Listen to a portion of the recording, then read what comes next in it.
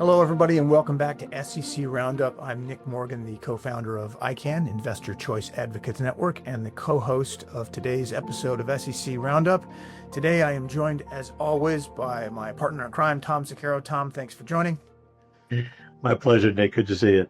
Good to see you, too. And we are super excited to have on as guests three folks. First, Serrin Turner, partner at Latham & Watkins, formerly with the Southern District of New York U.S. Attorney's Office as an AUSA and cybercrime coordinator. Serrin, thank you for joining. Great to be here. And Alec Koch at King & Spalding, co-lead of the Securities Enforcement Group there and formerly an assistant director in the Enforcement Division of the SEC. Alec, thank you for joining.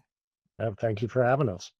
And finally, maybe the star of the episode, your client, Tim Brown. Tim is just because not everyone would be familiar with your acronym, Tim, the Chief Information Security Officer at SolarWinds, someone who has lived through a long saga we're about to talk about. So, Tim, thank you for coming on. Thanks, Nick. Tom, maybe we can start with you. So on SEC Roundup, we've had the topic of SolarWinds and the SEC's case against SolarWinds a couple of times now on the program and tangential topics. But here we are in December of 2025. This is now getting to be kind of an old story. Can you remind us a little bit about the SolarWinds case and the SEC's, position in that? Sure. So the SolarWinds case, kind of a very high profile and controversial case the commission filed in the Southern District of New York in October 2023. The SolarWinds had announced in December of 2020 that it had been the victim of a long time cyber scam, cyber hack, had gone on for about 2 years, according to the reports.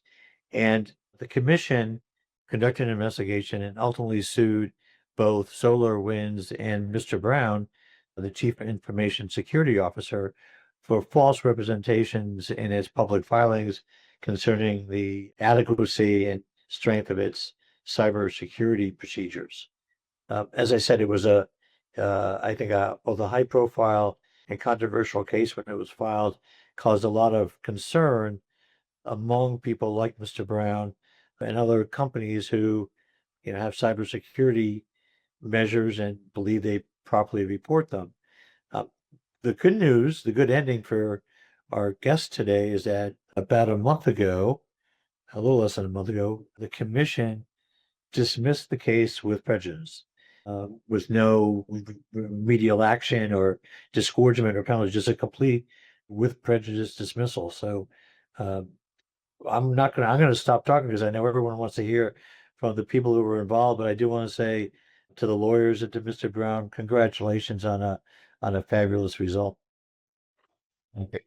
Thanks for that overview, Tom. And so, Tim, maybe taking this in sort of chronological order, we go back to the events that gave rise to the SEC lawsuits. I mean, this had to be a surreal experience for you, not so much the hacking, which I'm sure you're familiar with, but the government's response to the hacking. So what kicked this all off? What were the events at issue? So December 12, 2020, so coming up on 5 years ago, is when we were informed by FireEye Mandiant that essentially we'd shipped tainted code. Our product had been tainted. We found out, surprised by that, issued our 8K on Monday before the market opened. So we actually beat the new disclosure rules. But we were attacked by a nation state. The nation state was not looking to attack us individually.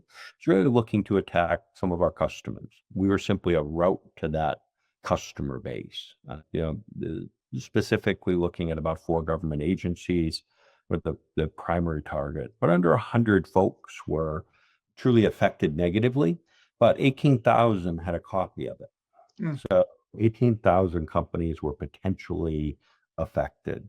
And that's what started the press. That's what big event, big interesting thing that could have happened. What it did for the industry was an eye-opener, right? Saying, okay, somebody could be attacked by a nation state, a thoughtful attack, an attack that is, sort of unprecedented or not really talked about that often.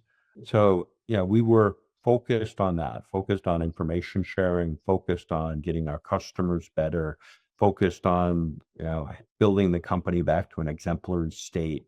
All of that focus happened. That's what was going on for the first kind of, couple years in there. And, of course, lawyers show up on the first couple days, and we collect all the information. We do lots of discovery. We do a lot of information. We're, completely open with the SEC and others around any information that's necessary to share. And then, then we go through a process for a few years of, collection of data, interviews, those types of things, and eventually get to the pre-well stage, and then a wells against myself and the company. So process itself takes a long time. The big challenge here of the SEC charging me, it was the first CISO to be charged. And simply the question of, how does a CISO do their job well, highlight risk for a company, and then not be looked at from a second guess perspective and say, well, you're highlighting risk. That means something has to be terrible.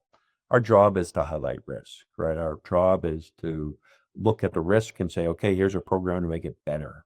And that's what we were doing along the whole path. Could be misinterpreted by people that don't know the industry that, oh, well, you had all these serious problems. In reality, we're just doing our job, right? We're working through processes. So, went through the whole process. In the end, we get the result that we had all hoped for. So that's essentially kind of from a CISO perspective. Yeah. And the other part from a CISO perspective is we're just maturing. We're 30 years old, right? We're a young industry as far as a CISO. The first CISO was, I think, 33 years ago. So when you think about maturing that role, this is a step in that maturity for us. So couple of things strike me when you describe that, Tim. One, you noted in passing that your company's reaction in terms of disclosure would beat the SEC's disclosure rule in terms of time, in terms of when it's disclosed. And of course, that rule wasn't around when all this happened. So it's interesting to see in hindsight, like, well, you guys would have complied with the rule. The other thing that strikes me, and other CISOs have made this same point, when you first learn about the hack, your job is to protect, identify, do those things. Your job is not, it's someone else's job to figure out when this becomes material information for the financial markets. And those two jobs are, they have very different purposes. And so they don't always match up perfectly. And so whereas you may be sounding the alarm appropriately, other people might make a different decision about what's material for the company in terms of the financial market. So I think those are really good points. Yeah. Absolutely. So one of the things that, I coach folks on now is just make sure they have a very, very clear job description of showing what they do and what they don't do. Yeah. If they're part of a disclosure committee, they're not the final decision maker normally, right? We don't know any CISOs that are, but just say that so that it's very clear that in your job description, oh yeah, I participate in disclosure potentially or disclosure committee, but I am not the final say. Right. Because, if you look at a lot of the confusion, which happened, I think was a result of, maybe not enough clarity of the role. Right. Alec, I know you were involved in the SEC's investigations. This would be pre-lawsuit. The SEC obviously has the ability to send subpoenas and gather information and talk to people. And then when they're done, with the benefit of hindsight, they get to look back and second guess everything that anybody did real time. What happened during the investigation, to the extent you can go into it? Sort of what was the demeanor of the staff and the sort of timing and steps there? Sure. So, I came into representing Tim, later in the process of the investigation. The company and Tim and other employees had been represented by a team at Debevoise during the early stages. And, they had represented Tim during his 3 long days of testimony that he gave during the investigation. And, I got involved as it got later stages when it became apparent that the staff was thinking about pursuing charges against individuals, including Tim. And so, at that point, once we and others at KNS kind of got up to speed on the record, what we were really trying to focus on in our dialogue with the staff was first trying to make sure they had an accurate understanding of the facts, because as Tim alluded to, this is very technical stuff. And at the end of the day, and I think most of us on this call, and then Tim, are former government lawyers, right? They're securities lawyers. They're not cybersecurity experts. And so there was a lot of effort spent during this stage on trying to, make sure they had a good understanding of the facts. We also spent a lot of time trying to make sure they appreciated that, Tim, up to the time of this incident, had never had a role in the company's SEC disclosures, right? And so, sort of looking at him as someone who should be blamed for the wording of the 8K or anything like that didn't make sense. And then also tried to emphasize that the notion that, he, of all people in this, series of events, was somehow acting with C-enter or trying to orchestrate a securities fraud scheme just made no sense. That wasn't his job. Unfortunately, we weren't successful in convincing them of any of those things, and they went forward with this case against Tim and the company. And I think, kind of before I transition it and let you, focus on asking Serrin some questions, because they really led the charge in the litigation, really appreciated the way that the company, Jason Bliss, the GC, and others in the legal department, and the company in general stood by Tim. Not every public company would have made a similar choice under similar circumstances, but they really believed that Tim, had done the right thing, had not done anything wrong, and stood by him through everything that was to come. And that was really important and heartening. Yeah. Yeah. Well, as you say, despite your best efforts and facts and law on your side, the staff decided to recommend the commissioner file a lawsuit. And I remember when the lawsuit was filed, it made a big splash, not just because of the fact that you've got a company victimized by hackers that is now going to be subject to securities fraud claims in court, but also because they named Tim individually the CISO, which at the time was quite remarkable. As you say, Alec, the company decided to fight in court, so the complaint gets filed in federal court, and the case did not go well out of the gates, thanks to able lawyering. Serrin, before I turn to you, I'll say that the vast majority of folks faced with a federal complaint by the SEC settle. And of those who fight, a small percentage file a motion to dismiss the complaint, which is the first thing you can do. And of those, a very small percentage prevail. But maybe you can start with tell us about what happened in litigation, and maybe start with the motion to dismiss, because that was a pretty remarkable way to start a case. Yeah, thanks. Yeah, so both myself and Sean Berkowitz from Latham were brought in to help litigate the case. And, I think what struck me at the very outset is the case bore so many hallmarks of regulatory overreach.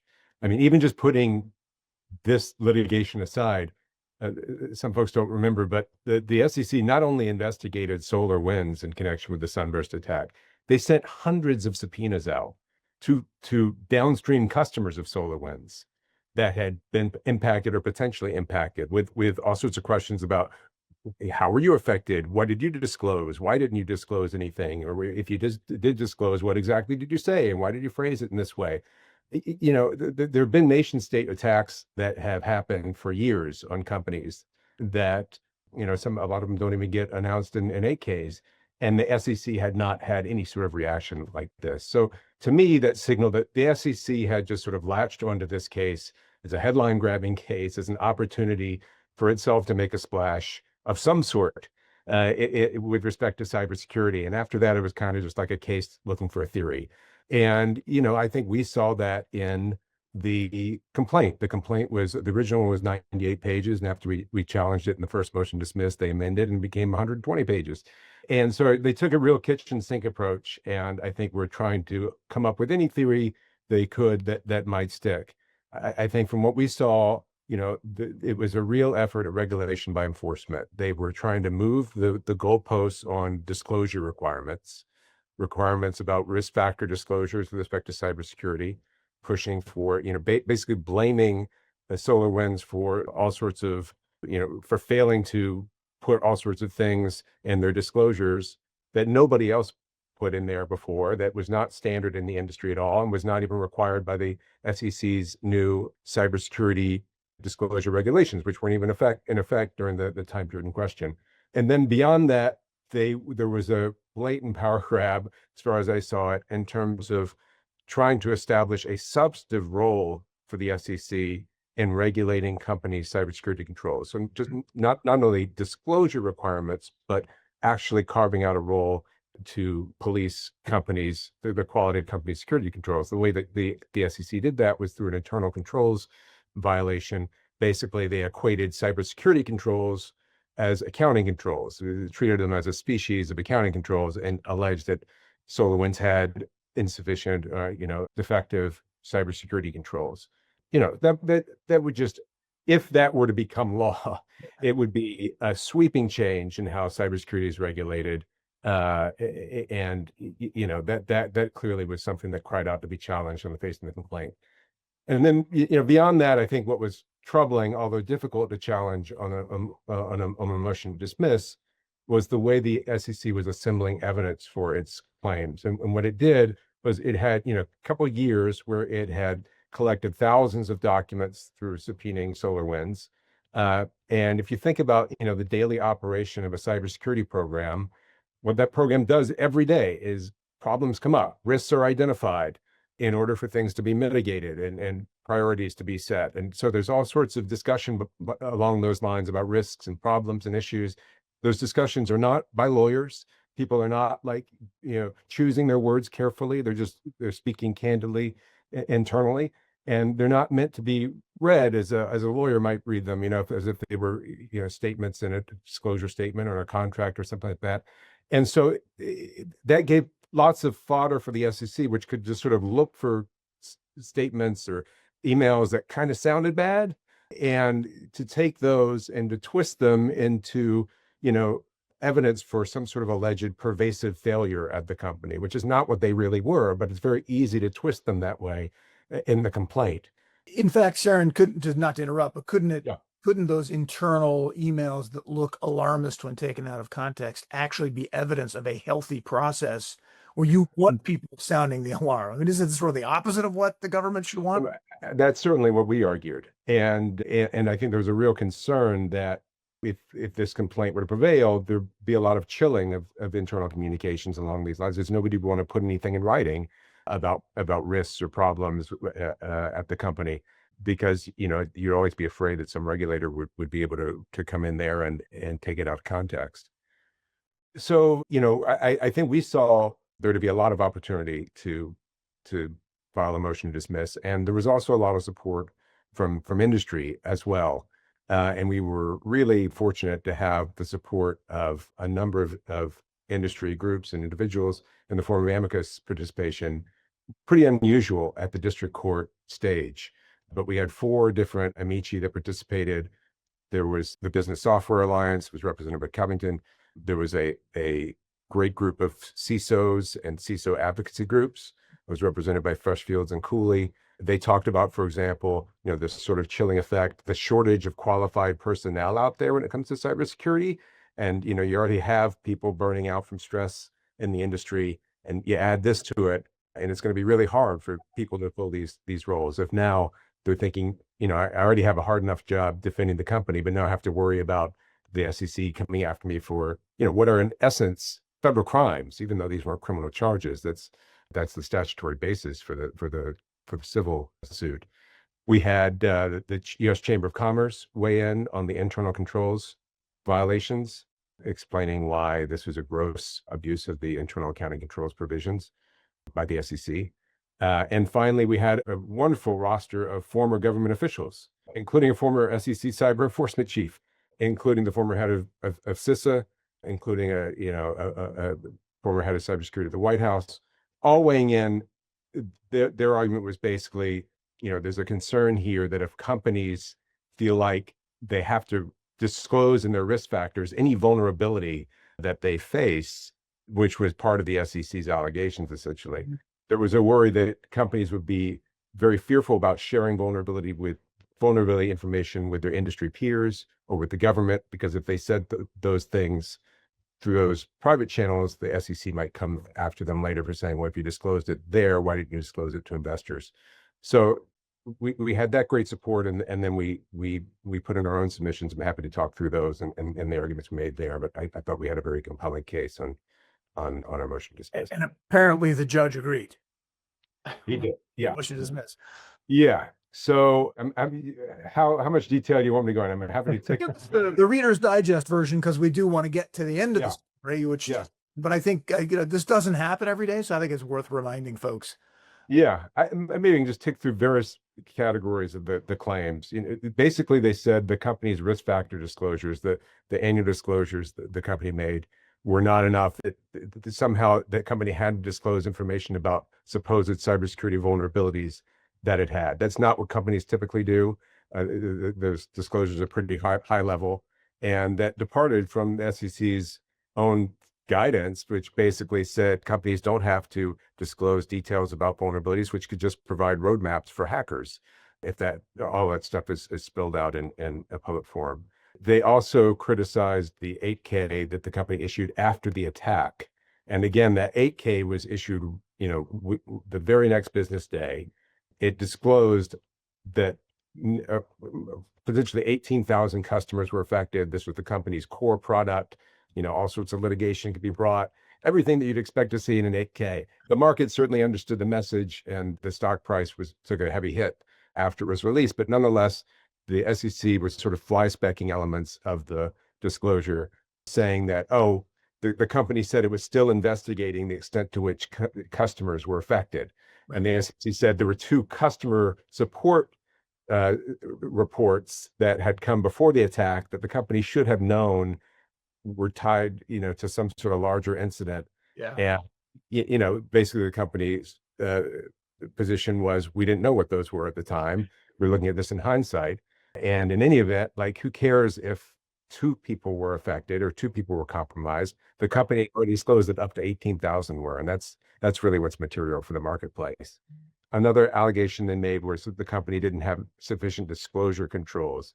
Again, pointing to those 2 prior customer incidents, saying that those should have been escalated up at the time.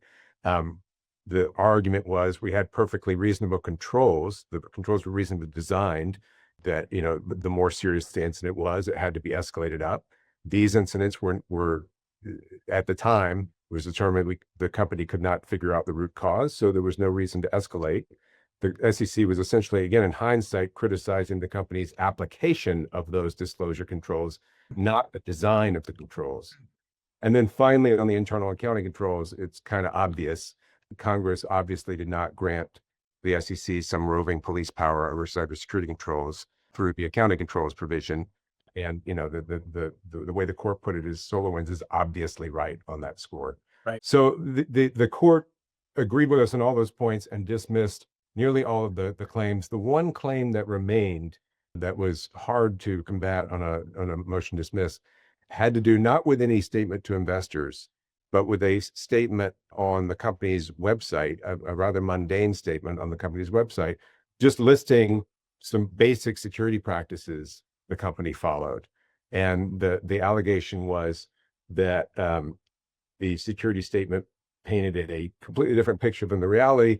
That what the SEC alleged is that there were pervasive failures to implement the certain practices that were described in the security statement. But, obviously in motion to dismiss, it's hard to fight that when you don't have the facts at your disposal. Right. So the court would let that one go. And so that was what you've been litigating for the interim. But before we get to that, and I do want to get, because we want to get to the happy ending here, but just for the non-lawyers, a motion to dismiss a complaint, the court and you and everyone has to assume the SEC's allegations are true. And the question is, even assuming they're true, has the SEC stated a cause of action that can go forward in the case? So this happens at the beginning of a case.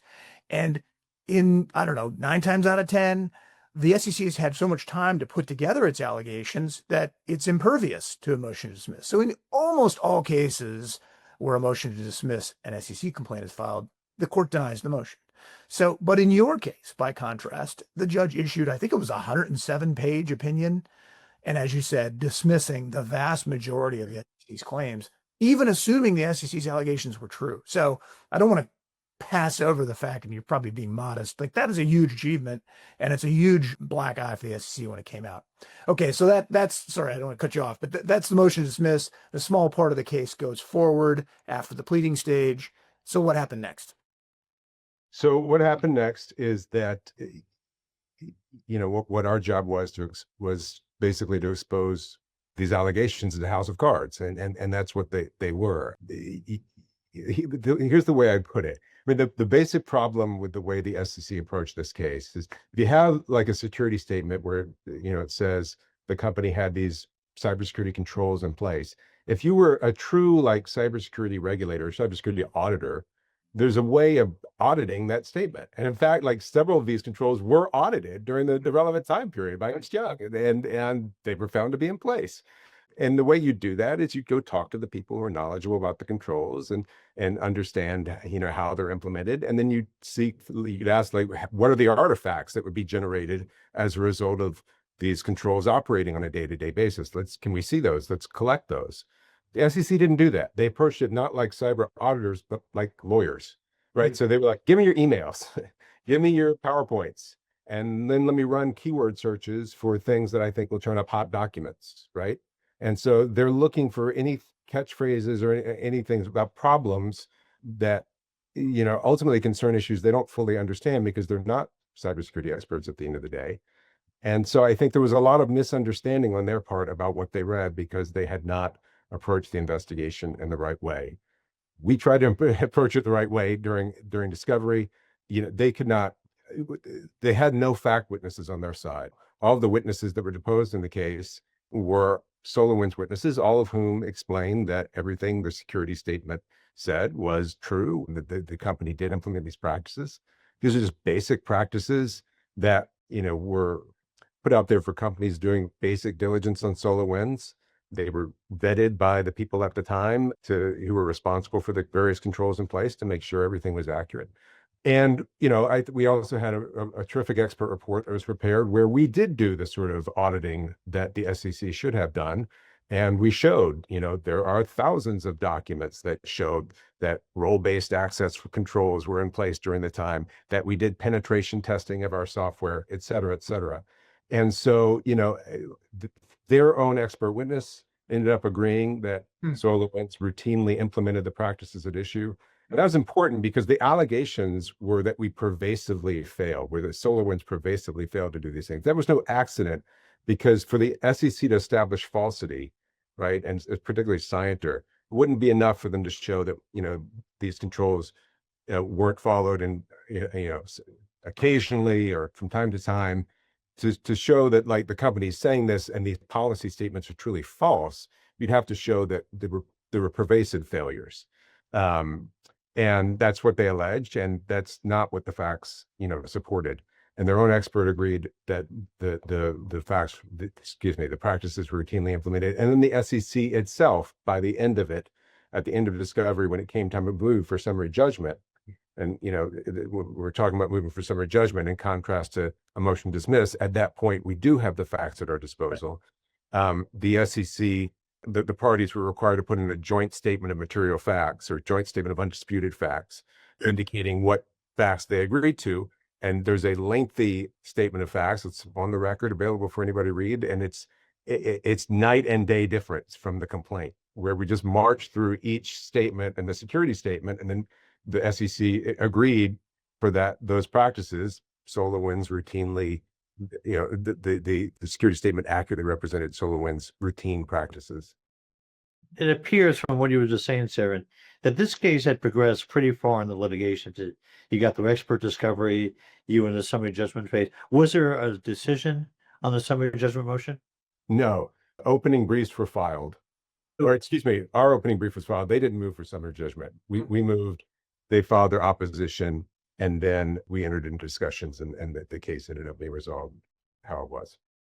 Were there discussions leading up to the filing of the dismissal, or did you just get a call, and a cold call from the SEC saying, hey, we're going to dismiss the case. I can't really go into the discussions that occurred off the record, but in terms of where the litigation was at, we felt we had a very good chance of winning on summary judgment, given how the facts had panned out. And we ended up obtaining a full dismissal without having to complete the litigation of the motion. And go ahead, Tom. Yeah, I'm going to describe it as an abrupt dismissal. Given the abruptness of the dismissal, again, my characterization, and the unusual fact that it was signed by the Division of Enforcement Director, Margaret Ryan, which I've never seen the Director of Enforcement sign a court pleading. Do any of you read anything into the dismissal in terms of, does this mean the SEC is changing its enforcement approach towards cybersecurity cases? Is the Paul Atkins Commission going to stop enforcement or regulation by enforcement? I mean, is there anything that we can take away from how the dismissal occurred and the fact that it was actually signed by the director of the Division of Enforcement? I can't speculate as to why the dismissal was signed the way it was. I do have opinions about, the potential change of direction in enforcement here. And I should make clear, these are just my opinions.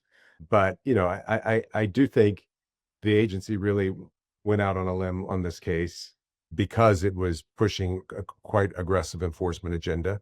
And I don't believe you're going to see, a continuation of that effort here. I think especially after what happened in this case, the SEC is going to be much more circumspect in the future about bringing cybersecurity enforcement action.